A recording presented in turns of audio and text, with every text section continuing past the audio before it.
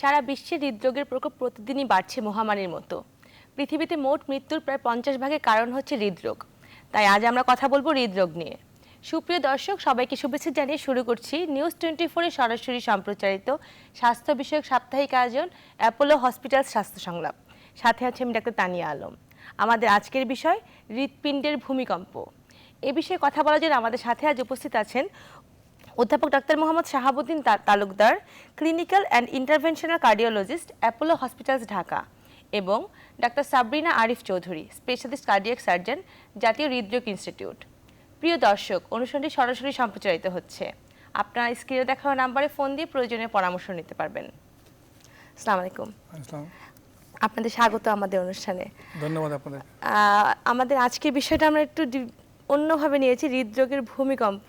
কারণ যখন ভূমিকম্প হয় তখন তো পৃথিবী কেঁপে ওঠে।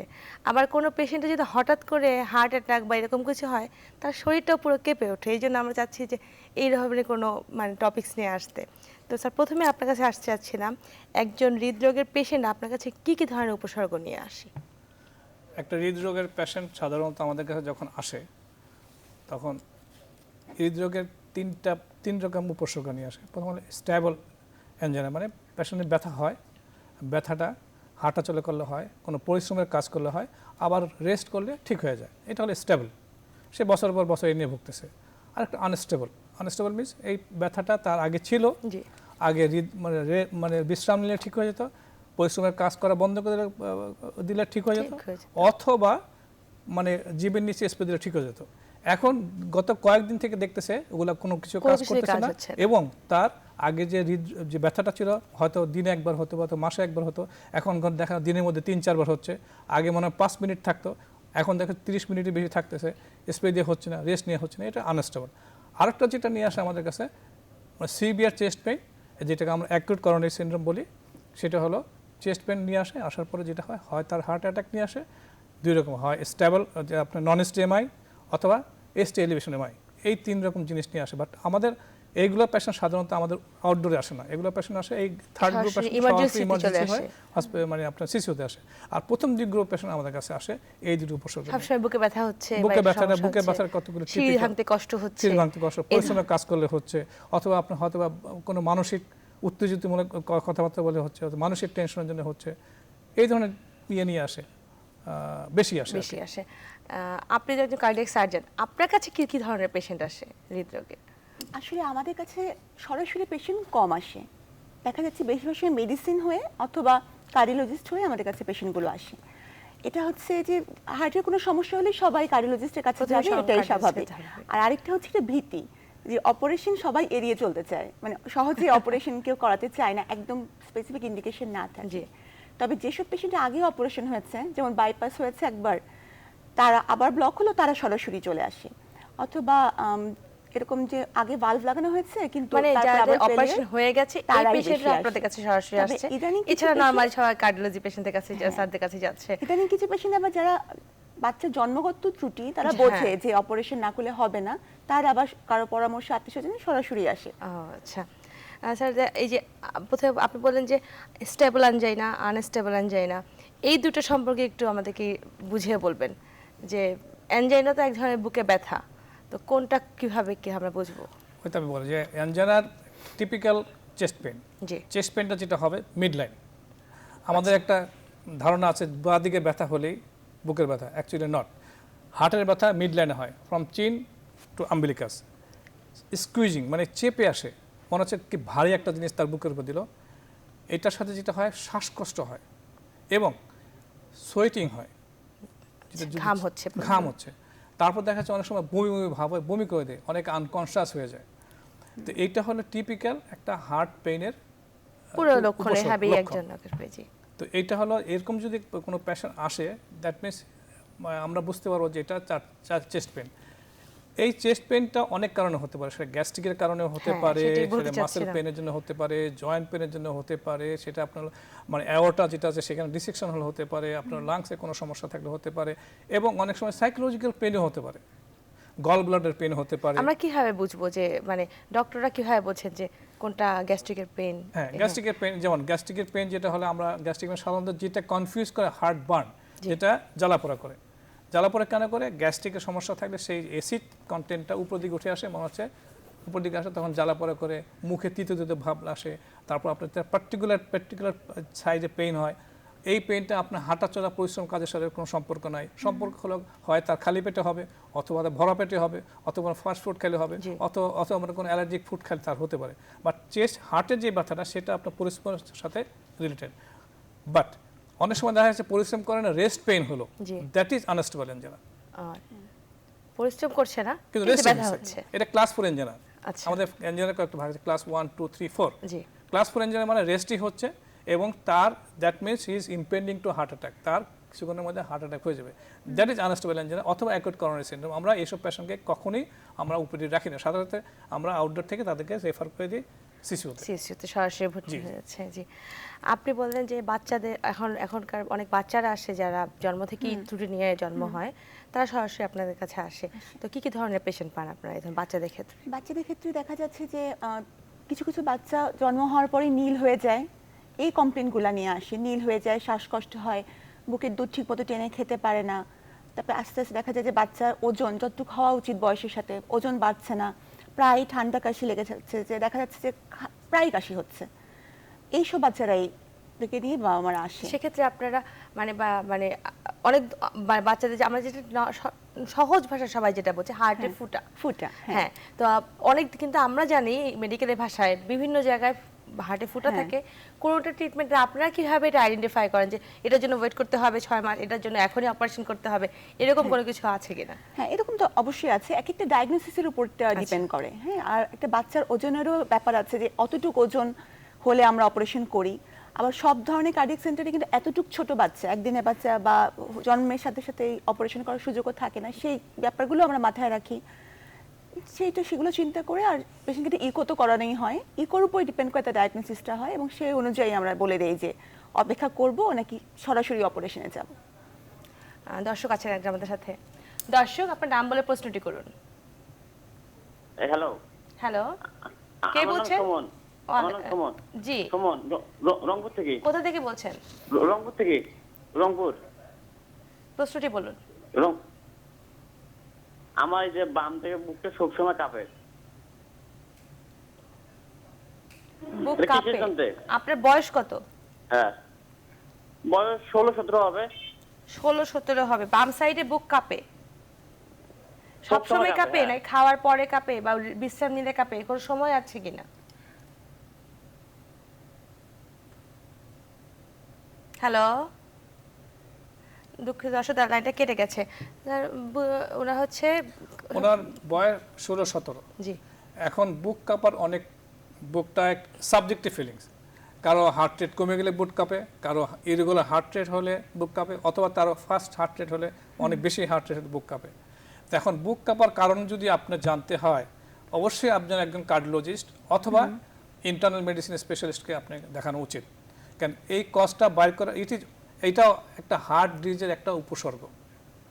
বুক কাঁপা হার্ট ডিজিজের একটা উপসর্গ। সেটা আপনার করোনারি নাও হতে পারে, ভালভের সমস্যা হতে পারে। আর সাবরিনা যে বললো যে এটা আপনার জন্মগত কোনো ছিদ্র ত্রুটি থাকলে তার জন্য হতে পারে, সেজন্য ওনার অবশ্যই যোগাযোগ করা উচিত। ওনার আশেপাশে যে কার্ডিওলজিস্ট আছে তার সাথে তার পরামর্শ নেওয়া উচিত। জি, তা আমরা শুনলাম আপনার কাছে অ্যাঞ্জাইনা সম্পর্কে শুনলাম, আপনি আবার বলছেন অ্যাকিউট করোনারি সিনড্রোম একটা ওয়ার্ডও ইউজ করেছেন। এই পেশেন্টগুলো কিভাবে আপনাদের কাছে আসে? অ্যাকিউট করোনারি সিনড্রোম যেটা হলো ওই আপনি একই কথা যেভাবে বললাম যে unstable angina is acute coronary syndrome. Heart attack এটা অ্যাকিউট করোনারি সিনড্রোম। হার্ট অ্যাটাকের মধ্যে দুই ধরনের হার্ট অ্যাটাক আসে, একটা হলো নন স্টেমাই, দ্যাট মিনস আপনার তার মানে এটা হলো আপনার হার্ট অ্যাটাক হয়েছে বাট ইসিজি কোনো চেঞ্জ নেই, বায়োকেমিক্যাল চেঞ্জ আছে, এটা হলো মানে আপনার নন স্টেমাই, মানে ফুল থিকনেস এমআই হয় নাই। বাট দিস পেশেন্ট খুব শীঘ্রই আবার পূর্ণ হার্ট অ্যাটাক হয়ে যায়। আর একটা হলো frank heart attack, that means ST elevation আমরা বলি, ইসিজিতে আসতেছে দেখতেছি যে তার হার্ট অ্যাটাক চলতেছে, এটাকে বলা হয় আপনার হলো এসটি এলিভেশন। মানে ইসিজি যে চেঞ্জগুলো আমরা দেখেই বুঝবো যে হার্ট অ্যাটাক, দেখে বুঝবে। আবার অনেক জায়গায় দেখে বোঝা যাচ্ছে না, ইসিজি দেখে বুঝতে পারবেন না। বোঝা যাচ্ছে। সেই ক্ষেত্রে আমরা কি করব? সেই ক্ষেত্রে আমরা পেশেন্টের হিস্ট্রি নিচ্ছি। আমরা পেশেন্টকে অ্যাসেস করি আগে। একটা পেশেন্ট যখন চেস্ট পেইন নিয়ে আসে তার অ্যাসেস করি, তার হিস্ট্রিটা নেই, ফিজিক্যাল এক্সামিনেশন করি। হিস্ট্রির মধ্যে মোস্ট ইম্পর্টেন্ট হিস্ট্রি হলো আপনার ফ্যামিলি হিস্ট্রি।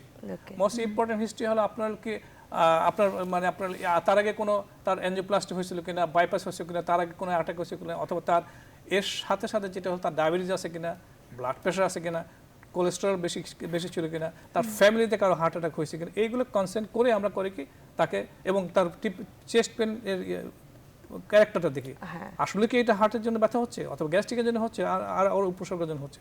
বাট আমরা কনফার্ম হয়ে যাই উইদিন ফিউ মিনিটস, পেশেন্টের সাথে কথা বলার সাথে সাথে কনফার্ম হয়ে যায়, আমরা ইমিডিয়েটলি তাদেরকে হসপিটালে ভর্তি করে দিই। সেটা সরাসরি শিশু যেতে পারে অথবা ইমার্জেন্সির মাধ্যমে আসতে পারে। আচ্ছা, যেটা যেভাবে এইসব পেশেন্টগুলো ভেরি ভালনারেবল পেশেন্ট, কারণ হার্ট অ্যাটাক যার হয়ে গেছে অলরেডি মাসেল ড্যামেজ হয়ে গেছে, বাট এই পেশেন্টের হার্ট অ্যাটাক হয়নি বাট হতে যাচ্ছে, এই পেশেন্টগুলো আমরা সেভ করতে পারি এবং তার পূর্বের অবস্থায় এবং হার্টের মাসেল ড্যামেজ হওয়ার আগেই আমরা তাকে চিকিৎসা দিয়ে আবার সুস্থ হার্ট আমরা তাকে আবার দিতে পারি। সাবরিনার সাবজেক্টের কথা বলছি, বাইপাস হার্ট অ্যাটাকের আগে এবং বাইপাস হার্ট অ্যাটাকের পরে গালফ মানে আকাশ পাতাল তফাৎ। যার হার্ট অ্যাটাকের আগে বাইপাস করেছে সাবরিনারা সুস্থ হার্ট দিতে পারবে, বাট হার্ট অ্যাটাকের পরে বাইপাস করলে বেনিফিটটা কম পাবে। এখন বলবেন যে বাইপাস হার্ট অ্যাটাক হয়ে গেছে বাইপাস কেন করলেন, তার কারণে এই জন্য করা হয় যে ফার্দার যেন আরো ড্যামেজ না হয়। এবং অপারেশনে অনেক রিস্ক থাকে, যার হার্ট অ্যাটাক হয়ে গেছে তার আমরা অপারেশন করতে গেলে দেখা যায় যে অনেক মেজার নিয়ে আমাদের অপারেশনগুলো করতে হচ্ছে। আচ্ছা, আমি জানতে চাচ্ছিলাম যে দর্শক আছেন একজন আমাদের সাথে। দর্শক, আপনার নাম বলে প্রশ্ন করুন। জি, আসসালামু আলাইকুম। স্যারের কাছে আমার প্রশ্ন যে আমার দুই সাইডে মাঝে মধ্যে এক এক সময় এক এক জায়গায় হয় আর কি, মানে ভারী হয়ে থাকে, জোরে নিঃশ্বাস নিলে মনে হচ্ছে যেন কিছু না আটকে আছে। তো এটা কি গ্যাসের সমস্যা নাকি মানে কোন মেজর কিছু, এটা নিয়ে একটা প্রশ্ন ছিল স্যারের কাছে। আপনার বয়স কত? আমার বয়স 45। 45। আপনি কোনো আপনার কোনো এমনিতে অন্য কোনো সমস্যা আছে কিনা, প্রেসার বা ডায়াবেটিস? না, অন্য কোনো সমস্যা নেই। এই ধরনের কোনো সমস্যা নেই? ধূমপান করেন কিনা? জি, ধূমপান করি। ধূমপান করেন। স্যার, কোনো কোশ্চেন আছে? ঠিক আছে, ধন্যবাদ দর্শক আপনার প্রশ্নের জন্য। আচ্ছা, ঠিক আছে। এখন উনি যেটা বললেন যে ওনার বিভিন্ন জায়গায় ব্যথা করে, হার্টের ব্যথা নাকি গ্যাসের? হার্টের ব্যথা সাধারণত আপনি স্পেসিফাই করতে পারবেন না যে এখানে হয় একটু, এখানে একটু হয়, এখানে একটা। হার্টের ব্যথা স্কুইজিং, মনে হচ্ছে আপনি কেউ বেল দিয়ে চেপে ধরছে, অত ভারী একটা জিনিস আপনার বুকের উপর চেপে ধরছে, আপনি নিঃশ্বাস নিতে পারবেন না। আপনার নন স্পেসিফিক এখানে পেন, এদিকের পেন, এইসব পেন আসলে হার্টের পেন ইউজুয়ালি হয় না। আর হার্টের পেন আপনি যেসব জায়গায় দেখেছেন বাঁ দিকে ডান দিকে ইউজুয়ালি হয় না, সেন্ট্রাল পেন হয়। বাট কিছু কিছু ক্ষেত্রে আমরা ইকুইভ্যালেন্ট এনজাইনা ইকুইভ্যালেন্ট বলি, সেই ক্ষেত্রে দেখা যাচ্ছে পেশেন্টের হার্টে পেন হচ্ছে না, বুকে পেন হচ্ছে না, তার শ্বাসকষ্ট হচ্ছে, আঙ্গুলে ব্যথা হচ্ছে, ঘাড়ে ব্যথা হচ্ছে, থুতনিতে ব্যথা হচ্ছে, অথবা হাঁটতে গেলে আপনার গলাটা চেপে ধরছে। এটাকে বলা হয় এনজাইনা ইকুইভ্যালেন্ট, মানে হার্টেরই পেইন বাট হার্টের কাছে হয় না, হয় অন্য জায়গায়। এখন আপনার যদি অবশ্যই আপনি যেটাকে আমরা অ্যাড্রেস করবো, আপনার যদি বিভিন্ন জায়গায় পেইন হয়, সেটা গ্যাস্ট্রিকের পেইন কিনা হার্টের পেইন কিনা, অবশ্যই আপনাকে বয়সও যেহেতু আপনার বয়সও যেহেতু 45, আপনি মেল সেক্স এবং আপনার যদি ফ্যামিলি হিস্ট্রি থাকে, আপনার ডায়াবেটিস থাকে এবং আপনি স্মোক করেন, এই ক্ষেত্রে অবশ্যই আপনাকে একদম মানে বিশেষজ্ঞের পরামর্শ দেওয়া উচিত। আর আপনাকে স্মোকার হিসাবে বলতেছি, স্মোক যেহেতু আসছে, একটা প্রসঙ্গ বলি, যারা স্মোক করে এবং যারা স্মোক করে না তাদের হার্ট অ্যাটাকের ঝুঁকি এবং হার্ট অ্যাটাকের যে 40% মানে 40% বেশি যে স্মোক করে না। জি স্যার, আমরা এই স্মোকের কথায় আসছি একটা বিরতির পরে। সময় হলো একটা বিরতির। অ্যাপোলো হসপিটাল স্বাস্থ্য সংলাপের সাথেই থাকুন।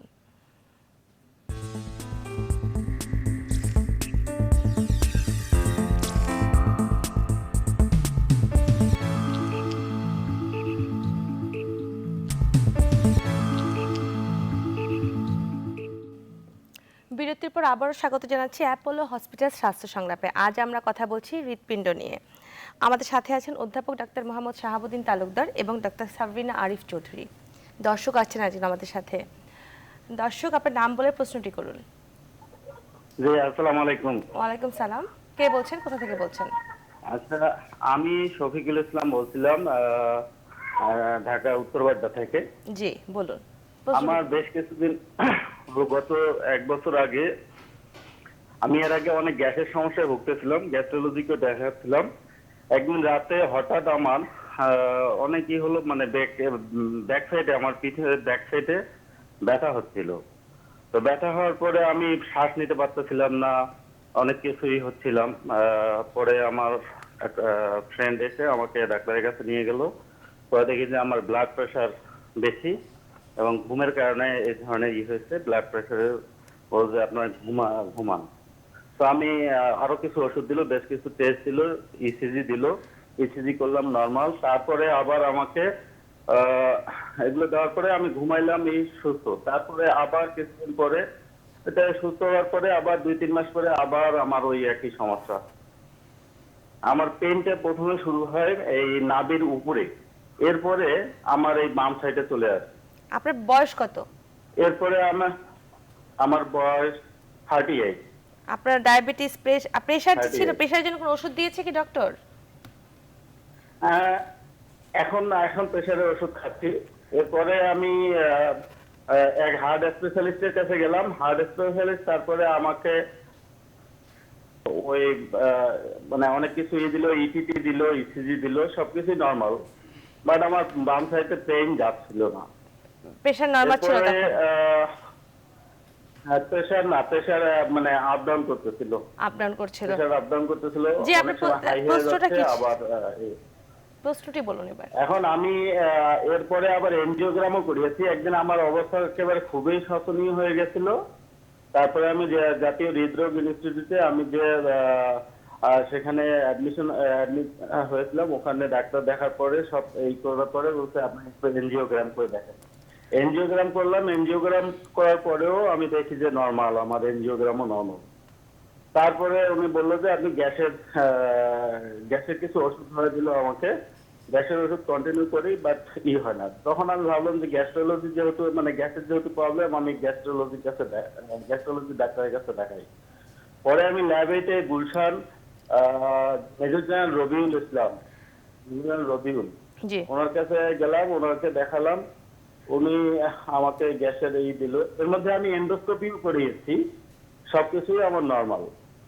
আচ্ছা, বাট এই দেখা যাচ্ছে যে তারপর আমার আপনার সবকিছু নরমাল আসার পরেও আপনার ব্যথা করছে? হ্যাঁ, পেইন করতেছে। ঠিক আছে, এখনো বুঝতে পেরেছি পেইনটা দর্শক। হচ্ছে, মাঝে মাঝে হচ্ছে। জি, ধন্যবাদ। হ্যাঁ দর্শক, ধন্যবাদ আপনাকে। আপনার গ্যাসের প্রবলেমের জন্য যেটা হয়, আপনার যা যা করা দরকার সবই করেছেন, আমি সব সবই করছি। নর্মাল আসছে। বাট আমি আপনাকে বলবো, গ্যাসের প্রবলেম আমাদের বাংলাদেশে খাবারে গ্যাস হবে না, এটা আনলাইকলি। অতএব আপনার যে খাদ্যতে এবং যে অভ্যাসে আপনার গ্যাস হয়, আপনি আপনার সবচেয়ে বড় ডাক্তার।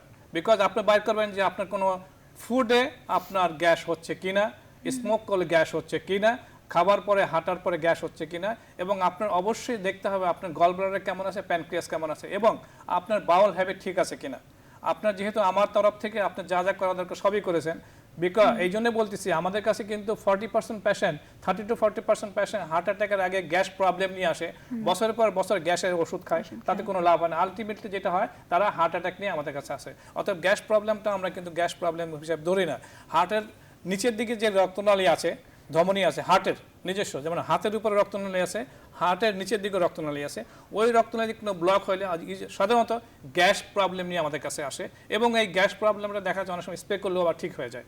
সো আপনি যা যা করেছেন ঠিকই করেছেন, বাট আপনার খাদ্য অভ্যাস চেঞ্জ করতে হবে।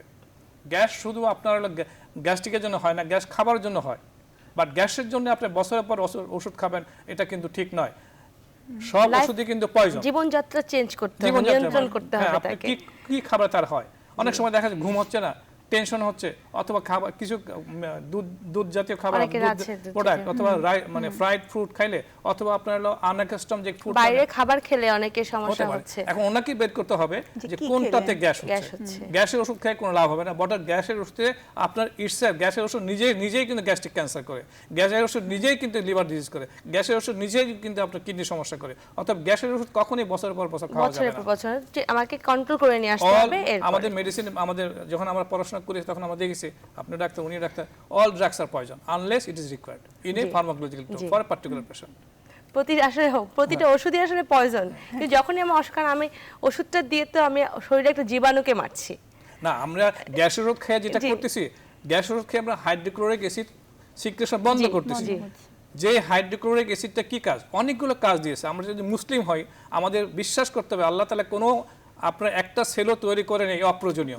সেই গ্যাসটা হাইড্রোক্লোরিক অ্যাসিড ব্যাকটেরিয়া মারে, ভাইরাস মারে, বা আপনার যেটা হলো আপনার হলো যেটা ওই যে খাবার যে কাইম, আপনি আপনার ময়দা যেমন দলের একটা ডলার মতো হয়ে যায়, সেটাকে অ্যাবজর্পশন করতে হেল্প করে। এবং এই হাইড্রোক্লোরিক অ্যাসিড না থাকলে আপনার আয়রন অ্যাবজর্পশন হবে না।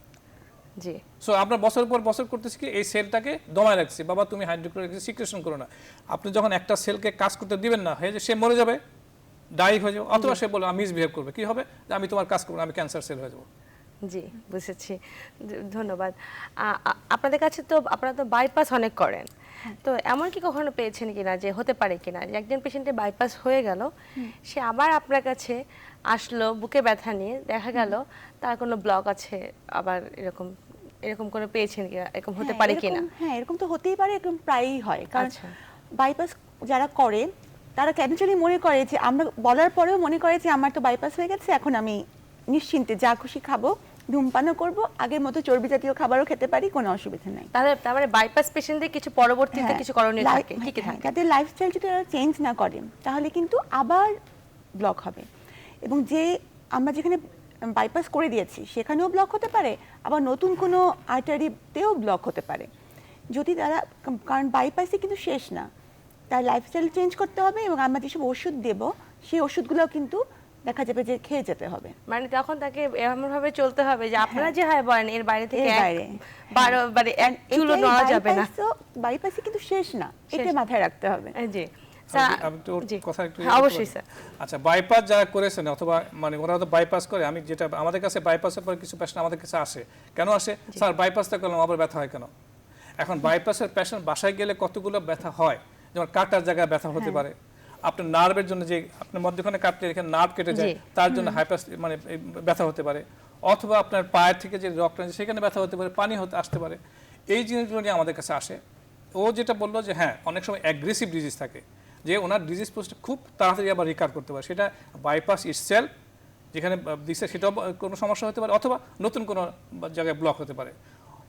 প্লাস অনেক সময় দেখা যায় যে সব জায়গায় তো বাইপাস দিতে পারে না, কিছু কিছু ছোট ছোট রক্তনালী থাকে সেখানে বাইপাস দেওয়ার সম্ভাবনা, ইভেন কি আমরা স্টেন্ট দিতে পারি না, সেই জন্য ব্যথা হতে পারে। সেই জন্য patient counselling is very important, পেশেন্টকে বুঝাতে হবে, প্লাস ইভ্যালুয়েশনও করতে হবে।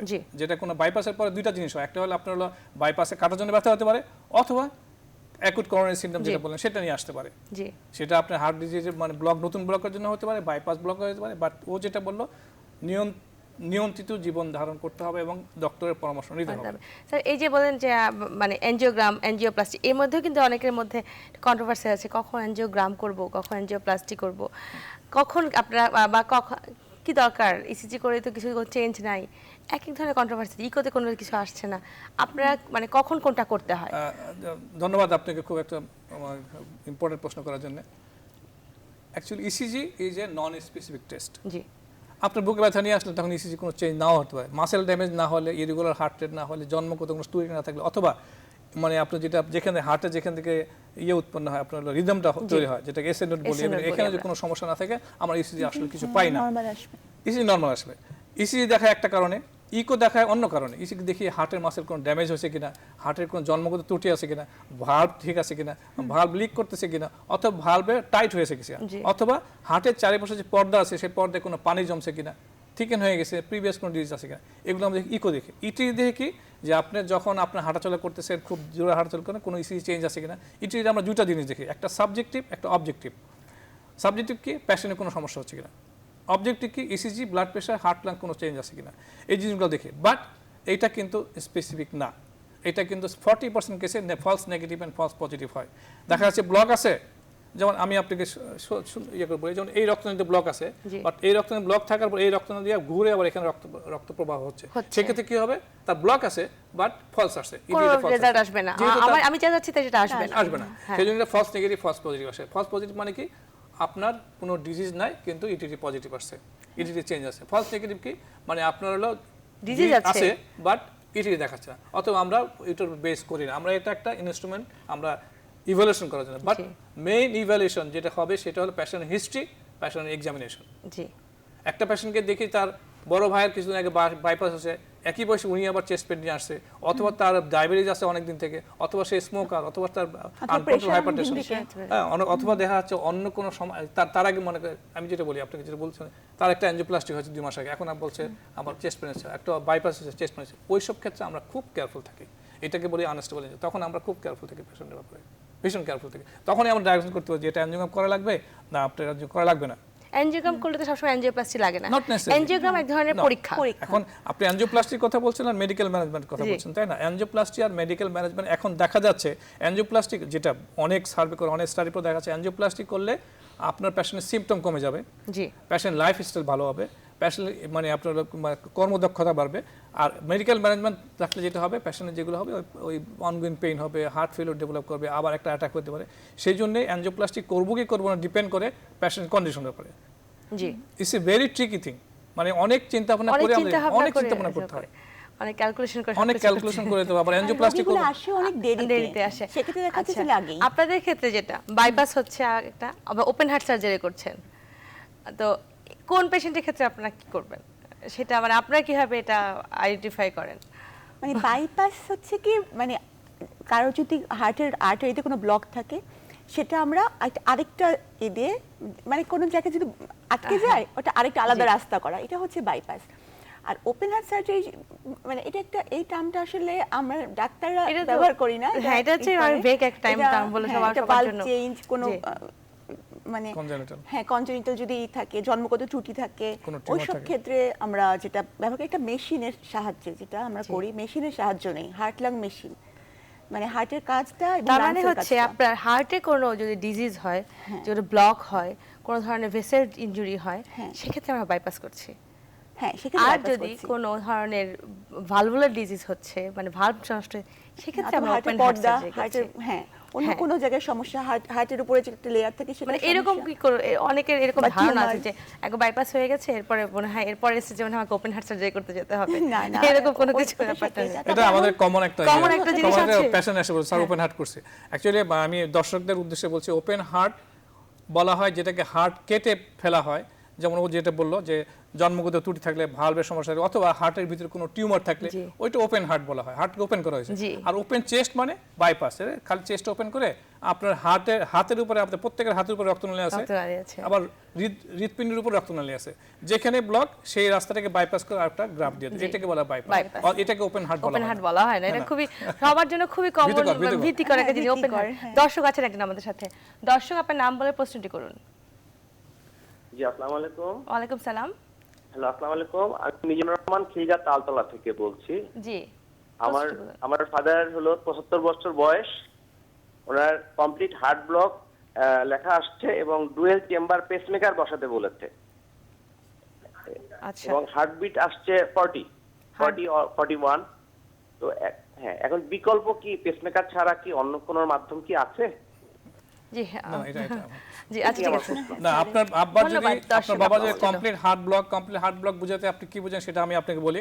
কমপ্লিট হার্ট ব্লক নিয়ে আমাদের হার্টের উপরে চেম্বারে একটা মানে ঘোড়ার খুরের মতো একটা পাওয়ার জেনারেটর আছে, যেখান থেকে ইলেকট্রিসিটি তৈরি হয় এবং সেটা আবার সাব সেন্টার আসে এবং সমস্ত হার্টে চলে যায়। এখন আপনার আবার উপরে যে পাওয়ার সেন্টার, সেখান থেকে হার্টের মানে আপনার হলো স্পন্দন তৈরি হচ্ছে না, এবং আপনার আব্বার হার্ট রেট 40, অবশ্যই আপনাকে পেসমেকার করতে হবে। সেই সিঙ্গেল চেম্বার করেন, ডুয়েল চেম্বার করেন, ডুয়েল চেম্বার নর্মাল করেন, ডুয়েল চেম্বার এমআরআই করেন, অবশ্যই করতে হবে। না হলে এই আপনার complete heart block is one of the most important cause of sudden death. হঠাৎ করে মারা যাওয়ার একটা কারণ হলো কমপ্লিট হার্ট ব্লক। এটা বছরের পরে বছর নিউরোলজিস্টের কাছে যায়, মাথা ঘুরে পড়ে যায়, কে যায় নিউরোলজিস্টের কাছে যায়। অ্যাকচুয়ালি এই যে নিউরোলজি ট্রিটমেন্ট না, এটা হলো আমাদের ট্রিটমেন্ট, বিকজ এটা পেসমেকার লাগাতেই হবে আপনাকে। আদারওয়াইজ দেখা যাচ্ছে মারা গেল না, হঠাৎ করে পড়ে গিয়ে ওনার মাথাটা ফেটে গেল, অথবা কোমরের হাড্ডি ভেঙে গেল, অথবা কোনো একটা অঙ্গ আনি হলো, অথবা আপনাকে আব্বাকে অবশ্যই পেসমেকার লাগাতে হবে। জি একটা বিরতিতে যাচ্ছি, ফিরছি ছোট্ট একটি বিরতির পর। অ্যাপোলো হসপিটাল স্বাস্থ্য সংকল্পের সাথেই থাকুন।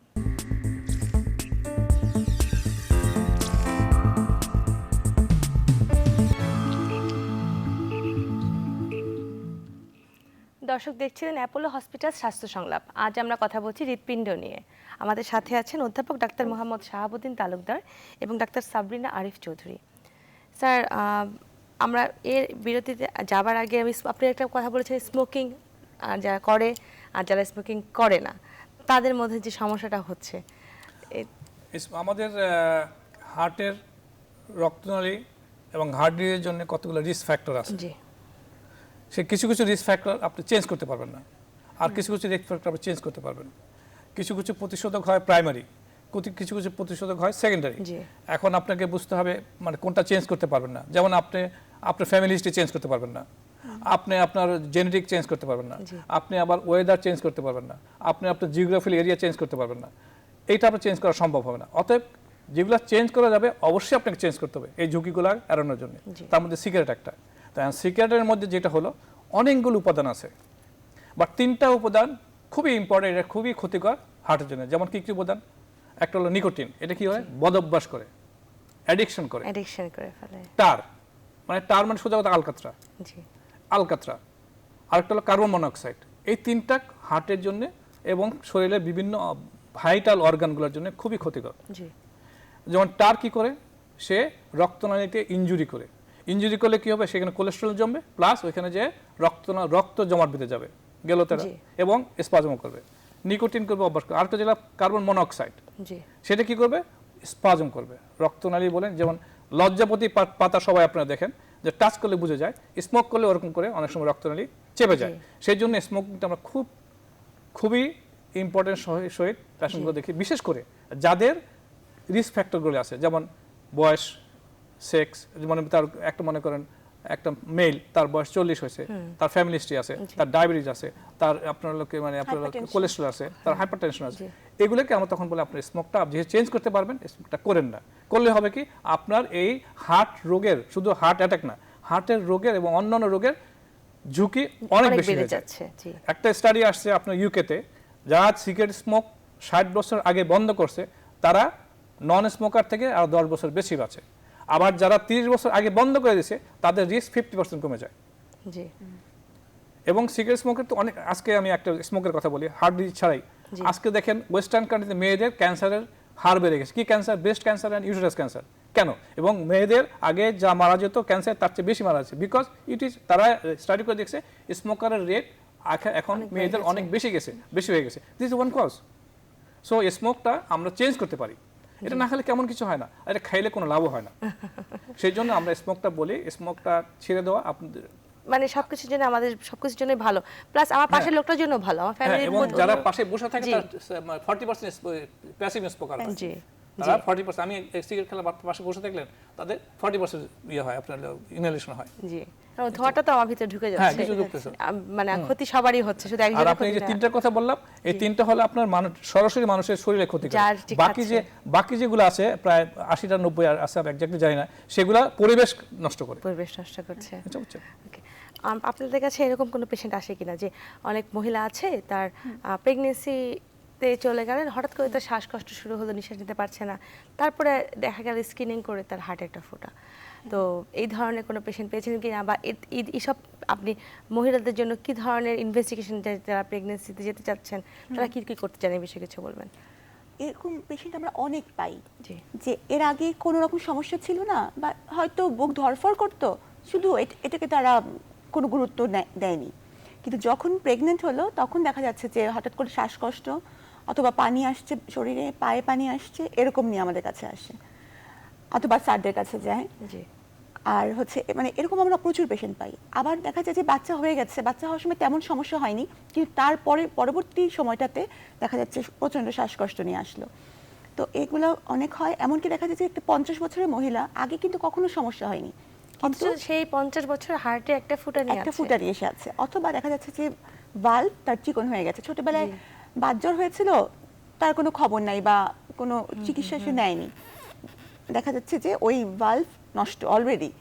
তো এরকম পেশেন্ট আমরা প্রচুর পাই। এই জন্য আমি মনে করি যে মহিলাদের অবশ্যই বাচ্চা নেওয়ার আগে একটা ইকো এবং একটা এক্স-রে, এগুলো আজকাল সব জায়গায় হয়, বাংলাদেশে যে কোনো জায়গায় এটা হচ্ছে, এটা অন্তত করিয়ে নেওয়া খুবই দরকার। এবং তারা যে গাইনোকোলজিস্টের কাছে যাবে, তারা তো নিজেরা হয়তো বুঝবে না, কিন্তু গাইনোকোলজিস্ট যেন অ্যাডভাইস করে যে অন্তত একটা ইকো করায় নিতে। তা আমি ওর কথা একটু কথা বলি, যে এই পেশেন্টগুলো আমাদের কাছে বেশি আসে। দুই রকম, একটা হলো আপনার হলো শ্বাসকষ্ট নিয়ে আসে, পায়ে পানি নিয়ে আসে, অথবা দেখা যাচ্ছে তারপরে ব্লাড প্রেশার কমে গেল চার আসে, অথবা খুব প্যালপিটেশন, তখন আমরা দেখি একটা এক্স-রে ইসিজি ইকো করলে 100% কনফার্ম হয়ে যায় যে তার ভালভে একটা সমস্যা আছে, হয় তার জন্মগত ত্রুটি আছে, একটা ফুটা যেটা ছিদ্র বলি, অথবা আপনার হলো ভালভে কোনো সমস্যা আছে যেটা কোনো অ্যাড্রেসই করা হয়নি আগে। অথবা আমি দর্শকদের উদ্দেশ্যে বলবো, যারাই আপনার প্রেগনেন্ট লেডি হন, মানে আপনার বোন, ভাই, আত্মীয় স্বজন যারাই হোক, তাদের প্রেগনেন্সি আগে একটা ইকো অ্যাটলিস্ট ইসিজি ওর জি। কথা মতো ইসিজি এবং ইকো একটা এক্সরে করে নেবেন।